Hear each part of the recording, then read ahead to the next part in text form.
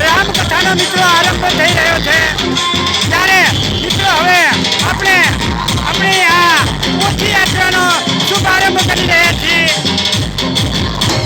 મિત્રો આપણે જોઈ શકીએ છીએ કે 5 દિવસ આપણી આ રામકથાના